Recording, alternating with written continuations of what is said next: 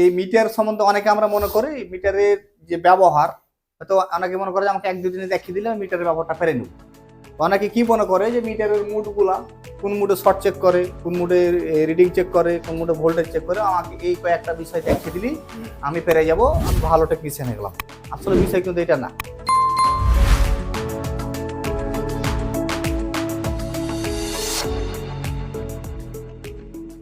দেখুন, যে mobile servicing এর কাজ করতে গেলে আমাদের সর্বপ্রথম প্রয়োজন হচ্ছে মিটার। কারণ মিটার ছাড়া একটা মাদারবোর্ডের কি কন্ডিশন আমরা বলতে পারবো না।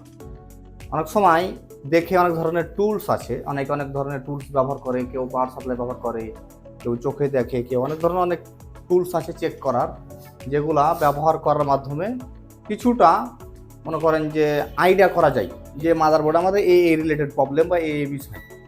কিন্তু 100% সিওর হইতে গেলে আপনাকে অবশ্যই ডিজিটাল মাল্টিমিটারের ব্যবহার ওখানে লাগবে। অ্যানালগ মিটারও ব্যবহার হয়, মোট কথা মিটারের আমাদের ব্যবহার লাগবে।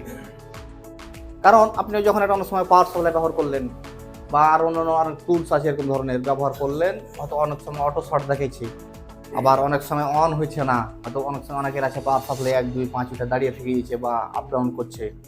এরকম অনেক ধরনের কি হয় আমরা প্রবলেম পেয়ে থাকি, কিন্তু ওই প্রবলেমটা ওটা দেখার পর শিওর না যে আমার এই জায়গা থেকে কি প্রবলেম। এখন ওইটা কি 100% শিওর হতে গেলে আমার প্রয়োজন হচ্ছে মিটারের। যে আমরা 100% শিওর হয়ে কাজ করতে গেলে অবশ্যই মিটার সম্বন্ধে আমাদের ভালোভাবে জানতে হবে। এবং এই মিটার সম্বন্ধে অনেকে আমরা মনে করি মিটারের যে ব্যবহার, হয়তো অনেকে মনে করে যে আমাকে 1-2 দিনে দেখিয়ে দিলে মিটারের ব্যবহারটা পেরে নিই। অনেকে কি মনে করে যে মিটারের মুডগুলা কোন মুডে শর্ট চেক করে, কোন মুডে রিডিং চেক করে, কোন মুডে ভোল্টেজ চেক করে, আমাকে এই কয়েকটা বিষয় দেখিয়ে দিলি আমি পেরে যাব, আমি ভালো টেকনিশিয়ান হয়ে গেলাম। আসলে বিষয় কিন্তু এটা না। আপনাকে মুডের বিষয়গুলা বা এই মুডে ভোল্টেজ চেক করে, এই মুডে রিডিং চেক করে, এই মুডে শর্ট আছে কিনা এই বোঝা যায়। এই কয়েকটা জিনিস আপনাকে আমি দেখিয়ে দিলে হয়তো আধা ঘন্টা 1 ঘন্টা লাগলো, কিন্তু এটা মূল ব্যবহার না। অনেকে মনে করে এটাই মনে হয় যে মূল ব্যবহার, আমাকে মিটারটা একটু বুঝিয়ে দিলে আমি পারবো। তো এই বিষয়টা আপনাকে অবশ্যই জানতে হবে। এই 2-5 মিনিট 10 মিনিট আধা ঘন্টা আপনাকে বললাম, এটি আপনি জানলেন। এরপর এবার বাস্তব প্রমাণ হচ্ছে মাদারবোর্ডে বিভিন্ন সময় বিভিন্ন প্রয়োজনে আমাদের চেক দিতে হয়। এখন কখন কোন জায়গায় রিডিং চেক দেবো আর কোন জায়গায় ভোল্টেজ চেক দেবো, এই জিনিসটাই বুঝতে যে আমাদের কিন্তু সময় লাগবে। মূলত আমরা তো জানি যে এই জায়গায় মিটারের মুড এভাবে নিয়ে গেলে আমরা এখানে রিডিং চেক দিতে পারি, এখানে নিয়ে গেলে ভোল্টেজ চেক দিতে পারি।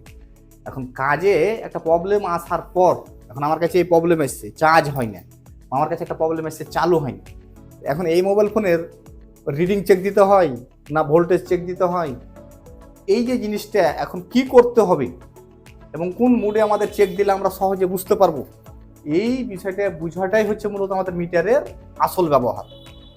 আর এই বিষয়টা জানতে আমাদের দীর্ঘদিন সময় লাগবে, এটাই আপনাকে ধাপে ধাপে শিখতে হবে। তাহলে অনেকের কাছে অনেকের কি ধারণা ছিল যে মিটার মনে হয় আমি 1-2 বার দেখিয়ে দিলে আমি বুঝে যাব, কিন্তু আসলে ওই 1-2 বার দেখাতে আপনি মূল টুলগুলো বুঝতে পারবেন, যেগুলো অলরেডি অ্যাভেলেবল ইউটিউব ফেসবুকে ভিডিও আছে। কিন্তু মূল গভীর যে ব্যবহার, এখন আমার নেটওয়ার্ক আসে না, নেটওয়ার্ক না আসার জন্য কোন লাইনে কত রিডিং থাকতে হয়, এই লাইনে কখন ভোল্টেজ আসতে হয়, চালু হওয়ার আগে ভোল্টেজ আসে না চালু হওয়ার পরে আসে, নেটওয়ার্ক না থাকলে এখানে ভোল্টেজ থাকবে না, এই যে এই তথ্যগুলো আগে জানতে হবে।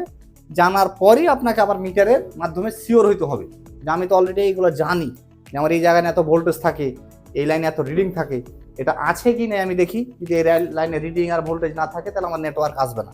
তাহলে ওই এখন রিডিং কোন মুডে মাপতে হয় ওটা আপনাকে দেখিয়েছি, এখন আপনাকে ওইখানে চেক দিতে হবে। তাহলে এগুলোই হচ্ছে আমাদের মূল মিটারের ব্যবহার।